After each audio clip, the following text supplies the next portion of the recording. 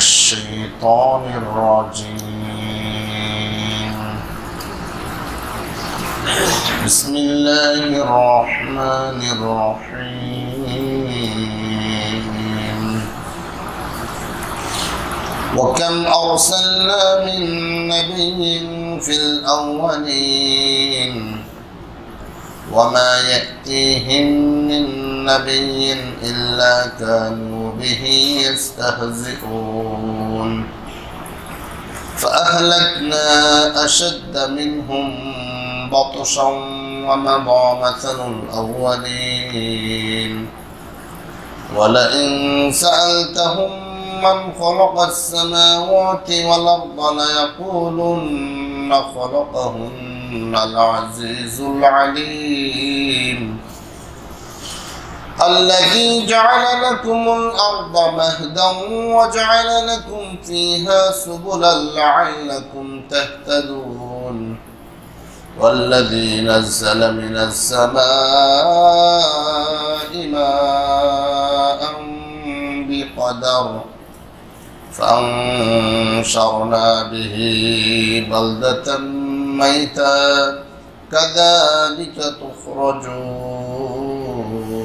تخرجون صدق الله العظيم. শুকর আদায় করছি আল্লাহ সুবহানাহু ওয়া তাআলা, যিনি তার দয়া করুণা কৃপা দিয়ে আজ ইয়াউমুল জুমআ সালাতুল ফজর জামাতের সাথে আদায় করতে পেরেছি। রব্বুল আলামিন আমাদেরকে সুযোগ দিয়েছেন, আমরা তার শুকর আদায় করছি আলহামদুলিল্লাহ।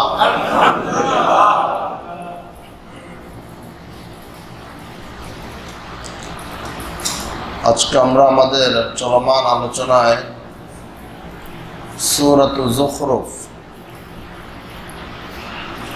এই যুখরুফ সূরা থেকে আমরা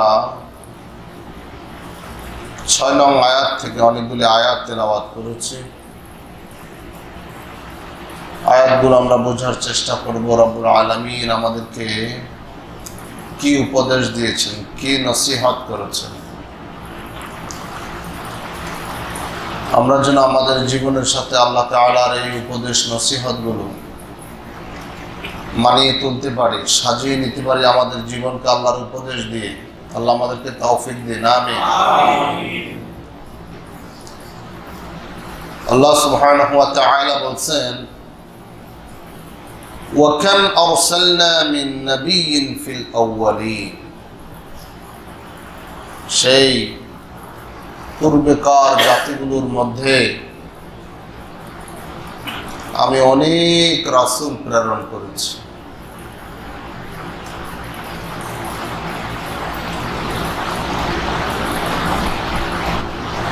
وما يأتيهم من نبي إلا كانوا به يستهزئون তবে ওই জাতিগুলোর মধ্যে এমন কোন নবী আসেননি জাতির লোকেরা যে নবীকে নিয়ে উপহাস করেনি, ঠাট্টা বিদ্রুপ করেনি, মারধর করেনি।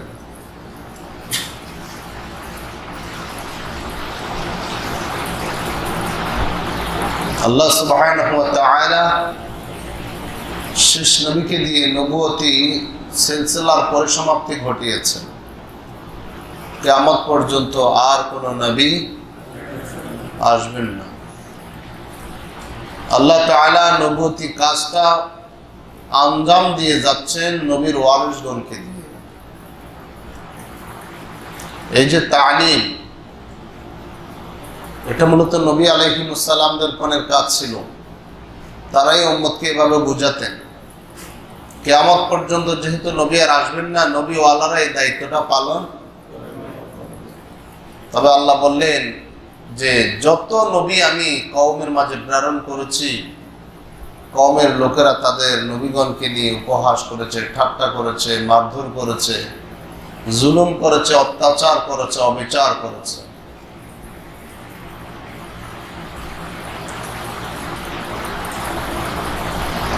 আহলাকনা আশাদ্দা মিনহুম বাতশা,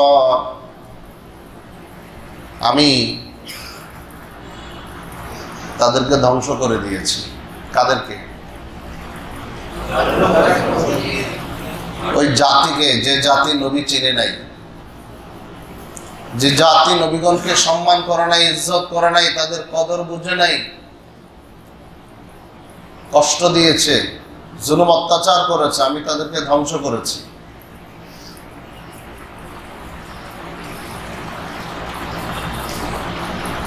যে জাতিগুলো আমি ধ্বংস করেছি এদের অবস্থান ছিল আশাদ্দা মিনহুম বাতশা, শক্তির দিক থেকে এখন যারা আছে তাদের চেয়ে অনেক বেশি শক্তিশালী ছিল তারা। এখন যারা নিজেদেরকে খুব শক্তিশালী দাবি করে তাদের চেয়ে অনেক বেশি শক্তি ছিল। যেমন শারীরিক দেহের দিক থেকে শক্তিশালী ছিল, আজকে তো জ্ঞান বুদ্ধির যুগ, ছোট্ট মানুষ কিন্তু সে পুরো পৃথিবীকে কন্ট্রোল করতেছে। কি তোমাদের চেয়ে তারা অনেক শক্তিশালী ছিল, তারা তোমার মতো ডজন খানিক লোককে পকেটে ঢুকাইয়া নিয়ে যেত, এত শক্তিশালী ছিল।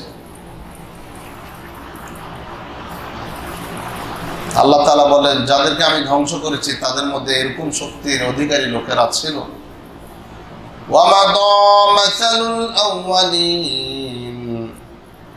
এই সকল ইতিহাস অতীত হয়ে গিয়েছে, পূর্বের যুগ অতীত হয়ে গিয়েছে। ওয়ালাইন সাআলতাহুম মান খালাকাস সামাওয়াতি ওয়াল আরদ, হে নবী আপনি যদি তাদেরকে জিজ্ঞেস করেন, বলো তো দেখি কে আসমান বানালো, কে জমিন বানালো, শূন্যের উপর আসমানকে ঝুলিয়ে রেখেছেন কে, আজ জমিনকে বিস্তৃত করেছেন কে, সমতল করেছেন কে, লা ইয়াকুলুন্না খালাকাহুন্নাল আজিজুল আলীম, অবশ্যই অবশ্যই তারা বলবে আসমান জমিন এই সব কিছু সৃষ্টি করেছেন ওই আল্লাহ, যিনি মহা পরাক্রমশালী প্রবল, যিনি আল আলিম বিজ্ঞ জ্ঞানী, তিনি সৃষ্টি। তাহলে বোঝা গেল তারা একেবারে নাস্তিক ছিল না, কথা বলে না। ওই মানুষগুলা নবী মানতো না, নবীকে কষ্ট দিয়েছে, কিন্তু আল্লাহ যে একজন স্রষ্টা এটা তারা, আর এখন যারা আছে এরা ওদের চেয়েও খারাপ, কারণ এরা স্রষ্টারাই মানে না। আগের যুগের কাফেররা কাফের ছিল, বাট নাস্তিক ছিল না, আল্লাহর অস্তিত্বে বিশ্বাস করত। আর এই যুগের বলি ওদের চেয়েও আরো জঘন্য বলতে পারেন, তাহলে ওদের মতো ভাই ধরতেছে, তো ধরতেছে, এদের অস্তিত্ব নাই। পৃথিবী এদের রাসপালন দেখেছে, এদের হুঙ্কার গর্জন দেখেছে, এখন একটাকেও বাড়ি চালান দিয়ে উটুকাই পাওয়া যাবে না, কথা বলেন।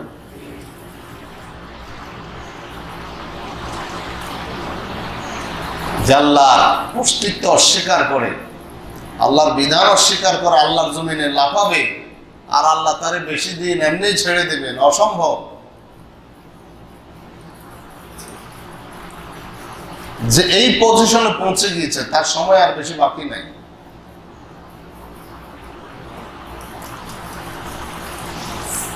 তাকে কোরবানির আওতায় আসতেই হবে।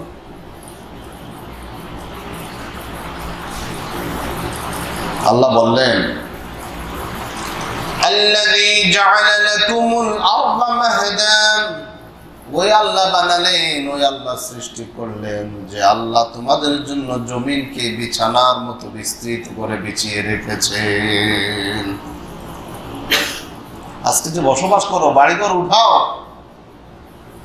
সমতল ভূমি তিনি এগুলি তোমাদের জন্য বানালেন। ওয়াজআলা লাকুম ফিহা সুবুলা, তোমাদের জন্য চলার অনেক পথ তৈরি করে দিলেন, আকাশপথ, নৌপথ, স্থলপথ। স্থলপথের ভিতরে কত হাঁটার রাস্তা, সাইকেল চালানির রাস্তা, রিক্সা চালানির রাস্তা, তারপরে প্রাইভেট চালানির রাস্তা, ট্রেন চালানির রাস্তা, কথা বলে না? কত রং বেরঙের চলার পথ আমি আল্লাহ এই আমার জমিনে তোমাদের জন্য সৃষ্টি করেছি। কার জন্য? আরো জোরে বলেন, কার জন্য? কি করা দরকার আমাদের? তার গোলামি করা, তার শুকর আদায় করা, তার বড়ত্বের ঘোষণা দেওয়া। কিন্তু হচ্ছে উল্টা, হচ্ছে উল্টা, হচ্ছে উল্টা। আল্লাহর দেয়া চলাচলের পথে বসে বসে, রেল লাইনে বসে বসে ইউটিউবে জেনাবে বিচার দেখে, আছে না নাই? দেখতে দেখতে এমন মগ্ন হয় ট্রেন এসে একবার পৃষ্ঠ করে দেওয়া যায়। ছেলে মেয়ে একসাথে ট্রেনের লাইনের উপরে বসে বসে গল্প করতেছে, গল্প করতে করতে এমন ভাবে গল্পের ভিতরে ডুব দিয়েছে, খালাস, জীবনের প্রদীপ এখানেই শেষ। আল্লাহ বললেন লাআল্লাকুম তাহতাদুন, আমি সব পথ এজন্য দিয়েছি যেন তোমরা নিজেদের কাঙ্ক্ষিত স্থানে পৌঁছতে পারো, নিজ গন্তব্যে পৌঁছতে পারো। দুনিয়ার জমিনে চলাচলের জন্য, নিজ গন্তব্যের পৌঁছার জন্য যেমন করে রাস্তা দিয়েছি, গোলাম রে তোমার আরেকটা গন্তব্য আছে, যেই গন্তব্য হলো শেষ গন্তব্য, যেই গন্তব্যের পরে আর কোনো গন্তব্য নাই, যেই বাড়ির পরে আর কোনো বাড়ি নাই, যেই ঘরের পরে আর কোনো ঘর নাই, যেই স্থানের পরে আর কোনো স্থান নাই। ওই স্থান দুইটা, হয় সুখের না হয় দুঃখের। আমি এমন এক রাস্তা দিয়েছি, রাস্তা হলো কিন্তু একটা। এই রাস্তা খুঁজে পাওয়ার জন্য তোমাকে পাড়ি দিতে হবে হাজারো রাস্তা। এই রাস্তা খুঁজে পাওয়ার জন্য তোমাকে অনেক রাস্তার মুখোমুখি হতে হবে। সব রাস্তা থেকে মুখ ফিরিয়ে নিয়ে একটা রাস্তায় যদি চলতে পারো, চির সুখের জায়গায় গন্তব্যে পৌঁছে যেতে পারবে। তার নাম হলো সাবিলুল্লাহ, আল্লাহর রাস্তা। এর নাম কি? সাবিলুল্লাহ, আল্লাহর রাস্তা। সিরাতাল্লাহ, সূরা আমরা পড়েছিলাম, সিরাতাল্লাহ আল্লাযী লাহু মুলকুস সামাওয়াতি ওয়াল আরদ। ওই আল্লাহর রাস্তা, যে আল্লাহ আসমান জমিনের মালিক, যা কিছু দেখতেছো সব কিছুর মালিক। ওই আল্লাহর রাস্তাটা খুঁজে যদি ওই রাস্তায় চলতে পারো, ওই রাস্তা তোমাকে চির সুখের আবাসনে পৌঁছিয়ে দেবে। আর যদি ওই রাস্তাটা খুঁজে না পাও, ওই রাস্তা ভুলে থাকো, তাহলে তোমাকে এমন এক গন্তব্যে পৌঁছে দেবে যেই গন্তব্যে সুখ পাবে না, যেই গন্তব্যে তোমার দুঃখ দুর্দশা কেউ তাকিয়েও দেখবে না। আল্লাহ বললেন ওয়াল্লাযী নাযালা মিনাস সামাঈ মাআন বিকদর। সুবহানাল্লাহ, তোমাদের আল্লাহ ওই আসমান, ওই জমিন সবকিছু তোমাদের জন্য দিলেন। এজন্য আরো কিছু কি দিলেন শোনো। ওয়াল্লাযী নাযালা মিনাস সামা, আসমান থেকে পানি বর্ষণ করে দিলেন। মাআন বিকদারিন, পরিমাণ মতো, বেশি দিলে প্লাবিত হয়ে যেতে। কি বলেন? বেশি দিলে প্লাবিত হয়ে, তোমাদের জন্য যা প্রয়োজন দিলেন। আর তোমাদের সুখের সমাজ গড়ার জন্য আরেকটা দিলেন, সেটা কি? যেমন তুমি দিলে জমিন, দিয়েছো আসমান, সুখের সমাজ গড়তে দিলে তেমনি কোরআন। তোমার দয়ায় পুরাণ, দয়ায় পুরাণ। কার দয়া? জমিন দিলেন, আসমান দিলেন। জমিন থেকে তোমাদের জীবিকা আহরণের ব্যবস্থার জন্য আসমান থেকে পানি দিলেন। জমিনে কেমন চলবে, কেমন বলবে, কেমন করে ঘুমাবে, কেমন করে জীবন যাপন করবে, সুখের সমাজ গঠন করার জন্য আসমানি বিধান দিলেন। কিন্তু মানুষ অকৃতজ্ঞ। আল্লাহর জমিন গ্রহণ করেছে, আল্লাহর বৃষ্টি গ্রহণ করেছে, আল্লাহর রিজিক গ্রহণ করেছে, আল্লাহর দেয়া অট্টালিকা আবাসন গ্রহণ করেছে, সমস্ত নিয়ামত গ্রহণ করেছে, কিন্তু আল্লাহর বিধানকে প্রত্যাখ্যান করেছে। তাই না? সব নিলাম, কলা বড়া দিল, কলা বড়ার ভিতরে কি দিল? ওষুধটা ঢুকাই দিল। বুঝে না কথা? খাই নাই মানে ওকে। গ্রামেগঞ্জে কলার ভিতরে ওষুধ ঢুকাইয়া খাওয়াইতো, কেউ কইতো বলতে স্বপ্নে পাইছে, কথা বলে না তো। কলার ভিতরে বাচ্চাটা এমনি খাইতে চাইতো না, পাতা লতা বাইটা দিত, কাঁচা খাইতে হতো, কলার ভিতরে ঢুকাইয়া দিত। সন্তানেরা বলছে, বাবা তোমার যে কলাটা দিছি খাইছিলা? বলে খাইছিলাম মা, ভিতরের বেশিটা শুধু ভালাই দিছে। আল্লাহর নিয়ামত অনুগ্রহ সব ভোগ করতেছে, কিন্তু আল্লাহর বিধানটা শুধু প্রত্যাখ্যান করেছে।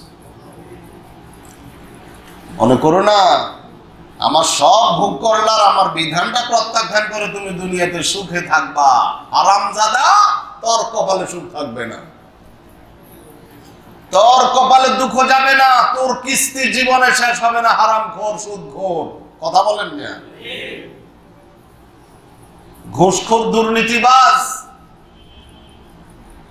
তোর সুখের শান্তি, তোর পরিবারের জীবনে শান্তি আসবে না, কারণ তুই তোর ছেলে মেয়ে বোবা যারা হারাম খাওয়াস, তোর পরিবারের জীবনে শান্তি আসবে না।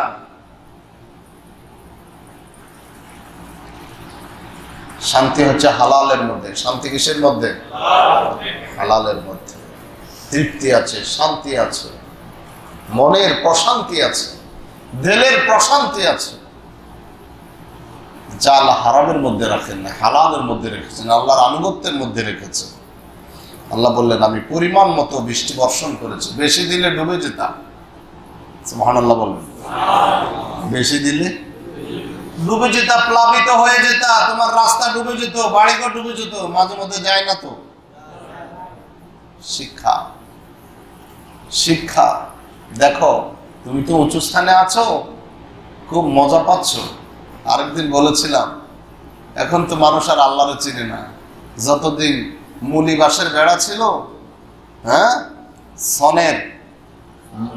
সনের চাল, তারপরে বাঁশের খুঁটি, এগুলি যতদিন ছিল ততদিন মানুষ আল্লাহকে চিনেছে, ততদিন মানুষ আল্লাহ শরণাপন্ন হয়েছে। বাতাস ছুটলেই ঘরের কোনায় আল্লাহ আল্লাহ আল্লাহ আল্লাহ ডাকত। এখন তো বিল্ডিং, এখন বারান্দায় বসে বসে বাতাসের তামসা দেখে। তো কি হোক, বিএসআরএম রক না, শাহ সিমেন্ট না, কথা বলে না? এখন কি দেখে? বাতাসের তামাশা দেখে। আর ওই সময় বাতাস শুরু হলে কি করতো? আল্লাহকে ডাকতো, আজান দিত। আর এখন তামাশা দেখে। এখন আর আল্লাহ চিনে না। এখন বিল্ডিং এর ভিতরে থেকে সে আল্লাহ চিনে না, ওই সময় সে আল্লাহ চিনতো, আল্লাহরে ডাকতো। সুখের লাগল পাইয়া আল্লাহরে ভুলে গেলা। আল্লাহ বললেন, তোর কপালে এই সুখ বেশি দিন টিকবে না রে, এই সুখ বেশি দিন টিকবে না রে, পড়ে যাবি, এমন ভাবে পড়বি তুই আর উঠতে পারবি না। পাটখড়ি খুব বাহাদুরি করে, কিন্তু ভাঙলে আর জোড়া লয় না, ভাঙলে আর জোড়া লয় না। কিন্তু খেজুর ঢাল একবারে দুই ভাগ হয় না, মোসরায়। ভালো করে একটু সোজা করলে সোজা হয়ে খাড়ায়। মুমিনের জীবন মুলুৎপাটিত হয় না, মুমিন মাজলুম হয়। নবীগণ অত্যাচারিত হয়েছেন, সাহাবাগণ অত্যাচারিত হয়েছেন, কিন্তু আবার উঠে দাঁড়িয়েছেন। তামাশা দেখেছেন ফেরাউন কেমনে চুবে, কেমনে ডুবে, কথা বলেন। তামাশা দেখেছেন নমরুদ কিভাবে দুনিয়া থেকে লাঞ্ছিত হয়ে বিদায় নেয়। তামাশা দেখেছে আবু জেহেল কেমনে দুনিয়া থেকে বিদায় নেয়। বিলাল তামাশা দেখেছে উমাইয়া বিন খালফের কি করুণ পরিণতি হয়েছে। সম্মানিত হাজরিন, আল্লাহ বললেন, فَانشَرْنَا بِهِ بَلْدَةً مَيْتًا كَذَلِكَ تُخْرَجُونَ। আমি ছড়িয়ে ছিটিয়ে দিয়েছি, পুনরুজ্জীবিত করে দিয়েছি বিহি এই বৃষ্টির পানির দ্বারা বালদাতান মাইতা মরা জমিনকে। সুবহানাল্লাহ বলে। তোমাদের চোখের সামনেই তো এটা, জমিন ধুলায় ভরে গেছে, পানি শুকিয়ে গেছে, বড় বড় চাকা, জমিনটা ফেটে গিয়েছে, মুকুল আসে না, তরুতাজা ছিল, এখন পিত বর্ণের খড়কুটার দিকে চলে যাচ্ছে। আল্লাহ বললেন সব শুকিয়ে গেছে, দুই একটা কাঠ ছিল, আমি বৃষ্টির পানি দিয়ে ওখান থেকে আবার পুরা জমিটাকে সবুজ শ্যামল করে দিয়েছি। কে করলেন? আল্লাহ বললেন এটা আমি করেছি। কাযালিকা তুখরাজুন, এই মরা জমিনকে যেমন করে আমি বৃষ্টির পানি দিয়ে জীবিত করতে পারি, আমি তো ওই আল্লাহ, চিনো আমাকে। তোমাদের মরে যাওয়ার পরেও আমি আবার তোমাকে নতুন করে জীবন দিয়ে হাসরের ময়দানে উঠাইয়া তোমার হিসাব নিতে সক্ষম। ইন্নাহু আলা রাজইহি লাকাদির ইয়াওমা তুবলাস সারাইর ফামা লাহু মিন কুওয়াতিন ওয়ালা নাসির। সুবহানাল্লাহ বলেন। যিনি এত সব সক্ষম, তিনি আবার তোমাকে কিয়ামতের আদালতে ফিরিয়ে নিতে সক্ষম, যেদিন তোমার সমস্ত গোপন কর্মকাণ্ডগুলো যাচাই বাছাই করা হবে। তুবলাস সারাইর, পরীক্ষা নিরীক্ষা করা হবে। ফামা লাহু মিন কুওয়াতিন ওয়ালা নাসির, সেদিন আল্লাহর পাকড়াও থেকে বাঁচানোর জন্য তার কোনো সাহায্যকারী থাকবে না। আল্লাহর ফেরেশতাদেরকে হারাইয়া তোমার ছিনিয়ে আনার কোনো শক্তি সেদিন থাকবে না। ওয়ালিদ বিন মুগীরা যখন আলাইহা 19 সেই ফুলসিরাতের পুলের বহনকারী হবে 19 জন ফেরেশতা। কয়জন? তো সে বলতেছে ফুলসিরাত আমরা পার হয়ে যাব মুহাম্মদ তার সাহাবীদের তার উম্মতদের আগে। কিভাবে? মাত্র তো 19 জন, আমি একাই 17 জন সামলামো, তোরা ধাক্কায় ফেলাই দেবো, তোমরা সবাই মিলে 2 জনকে ফেলাইয়া দিও, বস আমরা ওদেরকে ফেলাইয়া চলে যাব। একা কয়জন ফেলাইব? 17 জন ফেলাইব। এলাকায় এক লোক ছিল নুরু মাতাব্বর। হ্যাঁ, তো এক লোক সমাজে খুব অন্যায় করে, তোরে একবার ধইরা খাটের তলে একবার ভালো করে বাঁধা রাখছে। কিসের তলে? আগের যুগের মুরব্বীদের শাস্তি এরকমই ছিল, খাটের তলে ভালো করে বাঁধা রাখছে। তো হয়ে বাইরে আসা তার নুরু মাতবরে আমার খাটের তলে বাঁধা রাখছে। আমি খাটের তলে থেকে এক এক চোখ পাকানি দিয়েছি, সে করে হজম হয়ে গেছে। কোথায় থেকে? খাটের তলে থেকে সেই মাতবরে এক এক চোখ পাকানি দিছে, সে করে হজম হয়ে গেছে। কিসের সাথে কি তুলনা করস? আল্লাহর ফেরেশতার একটা ফুৎকারে সমস্ত পৃথিবী মেসমার হয়ে যাবে, ধরা লাগবে না। কথা বলে না? শুধু তুই না, কওমে লূত তোরসে বড় বড় শক্তিশালীরা ছিল। ওই পুরা জনবসতিটা, ধরেন একটা নোয়াখালী, একটা ঢাকা, একটা গাজীপুর, একটা বাংলাদেশ, এরকম একটা বিশাল এলাকাকে 40 হাত উপরে উঠাইয়া 40 হাত বা 40 গজ নিচে ঢুকাইয়া দিয়েছে। উপরের অংশ, নিচের অংশ জবর জের করে দিলেন, জেরকে জবর করে দিলেন। তুমি কেন? জিবরিল মনে সহযোগী আরো 3-4 জন লাগছে। হ্যাঁ, ও আল্লাহ, মাদায়েনবাসী একটা আওয়াজ দিয়েছে। কি দিয়েছে? একটা বিকট শব্দ দিয়েছে। এক শব্দে গোটা জনবসতি শেষ। একটা আওয়াজ দিয়ে যদি গোটা জনবসতি শেষ হয়, তুই হেরে ধাক্কা মারা ফেলা দিবি? পাগলের মাথা খারাপ। আল্লাহ বললেন তুমি যত বড় বাহাদুরি হও না কেন, তোমাকে তোমার আল্লাহ মরার পরে আবার জীবিত করবেন। জীবিত করে তোমার সমস্ত গোপন তথ্যগুলো সামনে নিয়ে আসবেন। কারণ আল্লাহ বললেন আমি তোমার পিছনে আমার প্রহরী নিযুক্ত করে দিয়েছি। তোমার প্রত্যেকটি কথা, তোমার প্রত্যেকটি চাওয়া, তোমার প্রত্যেকটি বলা আমি রেকর্ড করে রেখেছি। আল্লাহু আকবার, রেকর্ড করে রেখেছি। মা ইয়ালফিযু মিন কাওলিন ইল্লা লাদাইহি রাকীবুন আতীদ, সব রেকর্ড করা আছে। তোমার উপরে জুলুম করা হবে না, বলা হবে লা যুলমাল ইয়াউম, কোনো জুলুম নাই। পড়ো, পড়ে পড়ে বুঝো তোমার ঠিকানা কোথায় যাবে।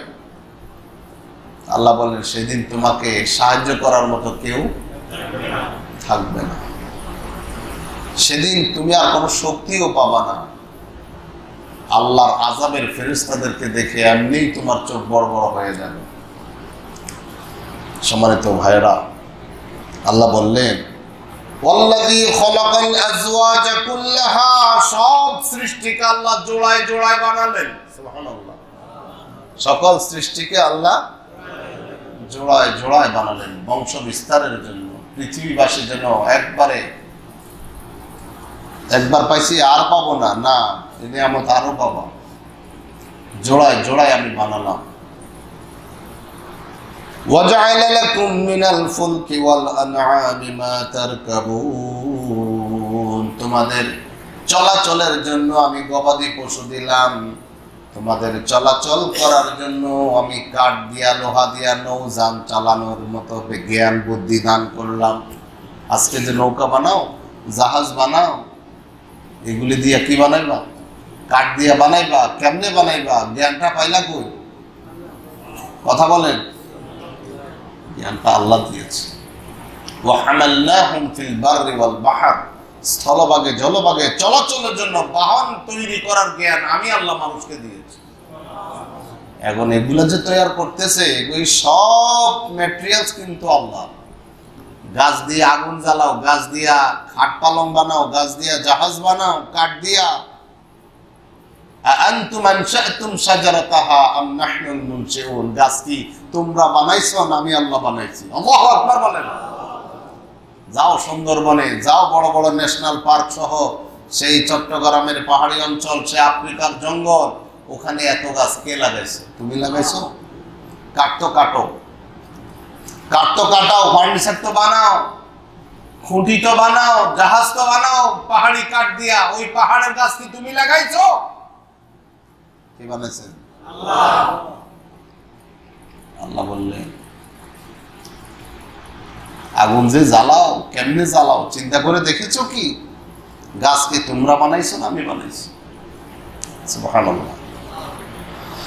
সম্মানিত হাজরিন, এত কিছু বলার পরে শেষের কথাটা বলতেছে লিতাস্তাউ আলা যাহরিহি, তোমরা যেন এই সব কিছুর পিঠে স্থির হয়ে বসতে পারো।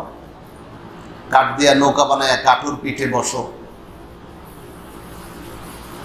পশুগুলো তোমাদের বাহন করে দিলাম, তাদের পিঠে আরোহণ করে এক জায়গা থেকে আরেক জায়গায় যাও, চলাচল করো।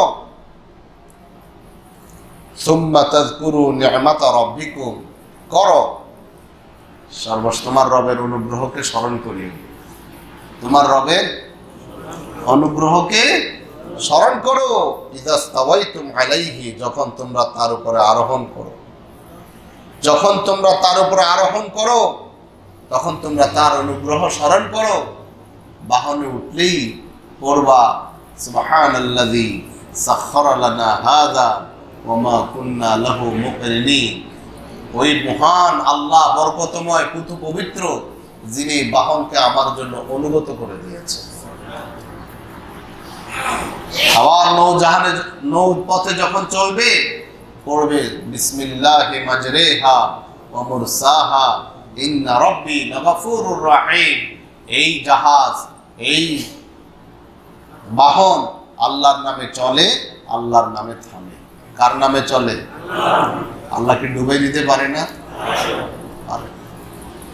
আল্লাহ ডুবাই দিতে পারে। আল্লাহ ইযা স্তাওয়াইতুম আলাইহি ওয়া তাকুলু, এবং তোমরা এভাবে বলবে ওই বাহনে চড়ে সুবহানাল্লাযী সাখখারা লানা হাযা ওয়া মা কুন্না লাহু মুকরিনিন। এই যানবাহনে উঠার দোয়া। মিয়া রিকশায় বসে কি বলবেন? এই দোয়াটা বলবেন। সাইকেল উঠে দোয়াটা বলবেন। হুন্ডায় উঠে এই দোয়াটা বলবেন। গাড়িতে উঠে বিমানে উঠে এই দোয়াটা পড়বেন, শুধু নৌকায় জাহাজে পড়ে বিসমিল্লাহি মাজরিহা বলবেন। আর সব জায়গায় দোয়া এটা, অর্থাৎ মহান বরকতময় মহান সত্তা যিনি এই বাহনকে ব্যবহার করার জন্য আমার অনুগত করে দিয়েছেন, সুবহানাল্লাহ বলেন। ওমা কুন্না লাহু মুকরিনিন, আমরা এগুলাকে বশীভূত করতে, আমাদের অধীনস্থ করতে সক্ষম নয়। ওয়া ইন্না ইলা রাব্বিনা লামুনকালিবুন, কপাল যদি খারাপ হয় তো আমরা তো আমাদের আল্লাহর কাছেই ফিরে যাব। বলেন তো এই কথাটা কেন বললেন? আইয়ো, অ্যাক্সিডেন্ট হতে পারে, যদি আমার মৃত্যু আল্লাহ এভাবেই লিখে রাখেন তো আমাকে কার কাছে যেতে হবে? আমাকে তো আমার আল্লাহর কাছে ফিরে যেতে হবে। আমি তো থাকতে পারবো না পৃথিবীতে, এত থাকার জায়গা নয়। কি বলেন? পৃথিবী আমার আসল ঠিকানা নয়, মরণে কি দিন মুছে দেবে সকল রঙিন পরিচয়। পৃথিবী আমার আসল ঠিকানা নয়। আমরা তো এটাকে আসল ঠিকানা বানিয়ে ফেলেছি, ভুলে গেছি আমাদের মালিককে, ভুলে গেছি আমাদের স্রষ্টাকে, ভুলে গেছি আমাদের লালন পালনকারীকে, ভুলে গেছি আমাদের শেষ ফাইনাল খেলা কোন জায়গায় গিয়ে হবে, আমাদের শেষ ঠিকানা কোথায়, শেষ আশ্রয়দাতা আমাদের কে। আমরা তো আজকে পার্টির প্রধানকে মনে করি আমাদের শেষ ঠিকানা, কথা বলেন। আমরা তো আমাদের অফিসের বড় স্যারকে মনে করে শেষ ঠিকানা, আমরা তো আমাদের বাবাকে মনে করে শেষ ঠিকানা, আমরা আমাদের কর্তাকে মনে করে শেষ ঠিকানা। কিন্তু একজন মুমিন, তুমি চিন্তা করো তোমার শেষ ঠিকানা কে? আল্লাহ বললেন ওয়া ইলাইয়াল মাসির, তোমার শেষ ঠিকানা আমার কাছে। কার কাছে? আল্লাহর কাছে। ফিরে আসতে হবে আমার কাছে। এই কথাগুলি জাতি যত তাড়াতাড়ি বুঝবে ততই কি হবে? তার জন্য মঙ্গল হবে। আর যত বুঝবে না তত সে বিপদগ্রস্ত হবে। দুনিয়ার জীবনে কিছুকাল আনন্দ উল্লাস করবে, ছোট বাচ্চাদের মালা টোলা খেলার মতো, যখনই সময় হয়ে যাবে তাকে ফিরে যেতে হবে। আল্লাহ আমাদেরকে কথাগুলি বোঝার তৌফিক দান করুন। জোরে বলেন আমিন। ওয়া আখিরু দাওয়ানা আলহামদুলিল্লাহি রাব্বিল আলামিন।